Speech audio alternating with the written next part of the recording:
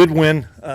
Told the guys it's our last time we get to prepare 30 days for a team and maybe over-prepare, and now we get into the flow of the season. Was not particularly pleased with the first half offensively. Just didn't get into a rhythm. Didn't think we had a lot of energy and juice. Challenged the guys at halftime because I thought we were better than that. And then we responded and played really well in the second half. As I told you guys when I sat up here, whatever the first day I got hired, football is football. And I told the guys that on Monday. I think Tennessee Martin has a legit defense. They got about 8 or 9 starters that are older kids, some grad kids. I know Coach pretty well. He's got a bunch of kids that came back for their 6th year. They know how to win. And when you get a team that you give them a little bit of life, they're going to believe it. And those guys believed they had a chance, and they did. And so we went in at halftime and had to make some adjustments and had to challenge some guys. And then sure enough, we make a mistake on the opening kickoff. And I thought the defense did a great job of stepping up, holding them to 3. And then I thought we kind of imposed our will a little bit from there on and made some explosive plays. Defense I thought was really good all night. Gave up one play that they probably want back. But about what I thought. You're going to make a lot of mistakes in the first game, and we've got to clean those things up because we've got to put this one behind us quickly. So we've got a tough road game next week.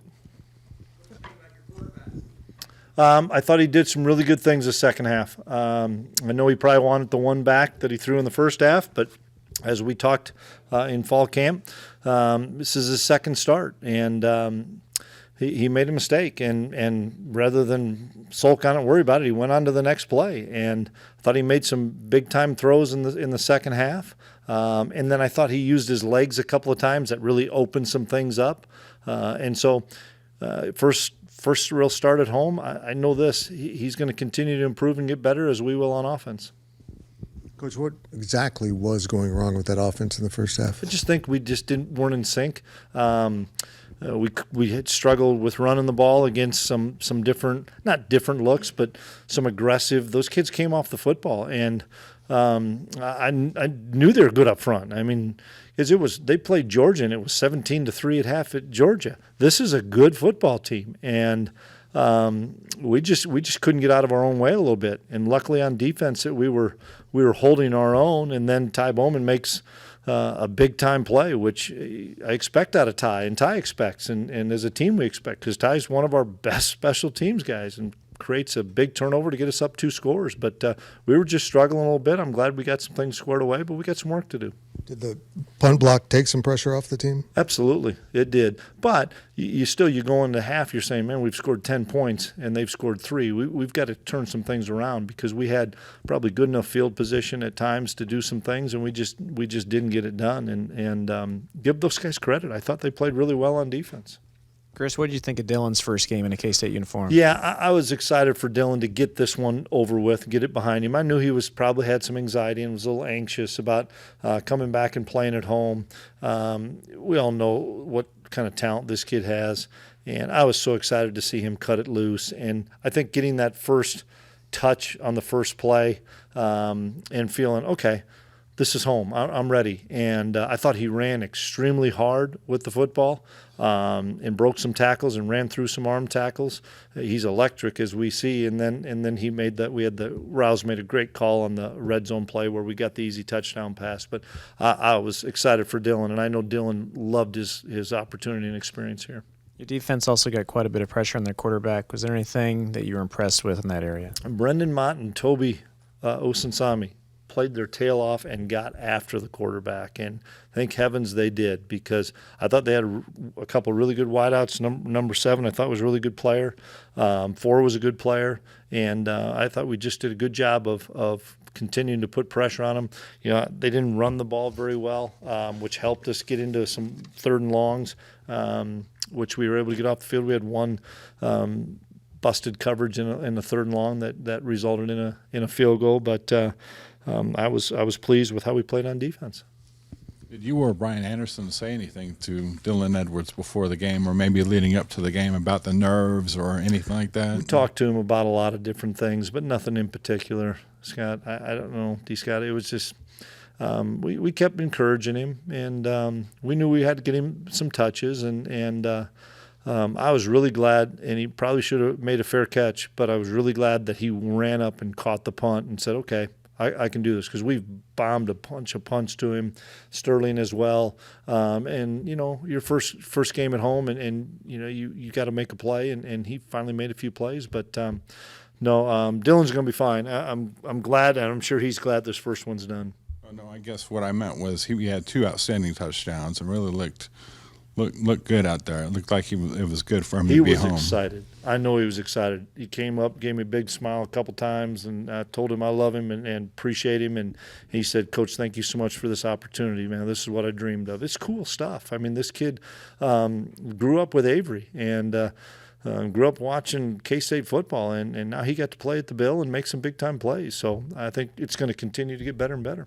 Is that the Braden Lofton you've kind of seen throughout practice? Yes, and I've been telling you guys that he's continuing to get better and better, and he's gaining more confidence. And maybe it was an easy throw and catch, and it was an easy touchdown, but you still have to execute. And he did some other things and caught a couple balls, and I'm excited because Braden gives us another element there, and he's not just a receiving tight end. He's a good point of attack tight end. So as he continues to get better, that's going to open up some more things when we're in that 12 personnel.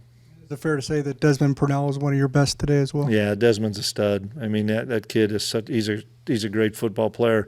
Probably gets not the recognition that he deserves from outside, but inside our walls. And you guys, when you guys have seen that kid's a freaking great football player. Man, does he play hard. He plays physical. He runs through contact, doesn't miss tackles.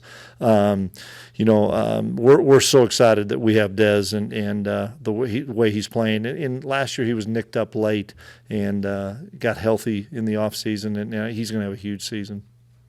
Coach, going back to that punt block, looked like you guys had set up some returns throughout the game, decided to go after that one that you ultimately got. How important was that? I know you touched on it, but how important was that play? Yeah, it was a huge play, and we had not seen them rugby yet. We didn't think they were going to rugby, but they had a different punter. I'm assuming that they were a little nervous about, are we going to set up a big return, or are we going to come after a block? And Ty did an unbelievable job because he split the guard and center and then split the shield and reached out. I mean, it was a big-time play, and that was something that was critical for us because we were sputtering a little bit offensively, and I was glad we were able to get that one, get up 14. When you look throughout college football, I mean, it just seems like these games against the FCS teams for every major program, you just never know what you're going to get in these Week 1 games. I mean, how relieved are you just to be able to walk out of Week 1 with a win? Well, I'm happy we won. I don't know if relieved's the right word. So I've been on that other side. I'm happy we won, but I know we're going to learn and grow from this. And we needed a game like this. We didn't need a 65-3 game or something. We needed to be challenged, and we were challenged. And our starters went into the fourth quarter, and it was all those things were important for us, so that we realized that we've got some work to do, and that we have not arrived or not been a complete football team. We got a lot of stuff to get fixed and straightened out. For the number of guys that you were able to rotate in and out on the defensive side, there didn't really seem to be much of a drop off at all. Does that just kind of exemplify the depth that you guys have been talking about? Yeah, that's what we were hoping, and I appreciate you noticing that because when Jack Fabris came in, he made some plays.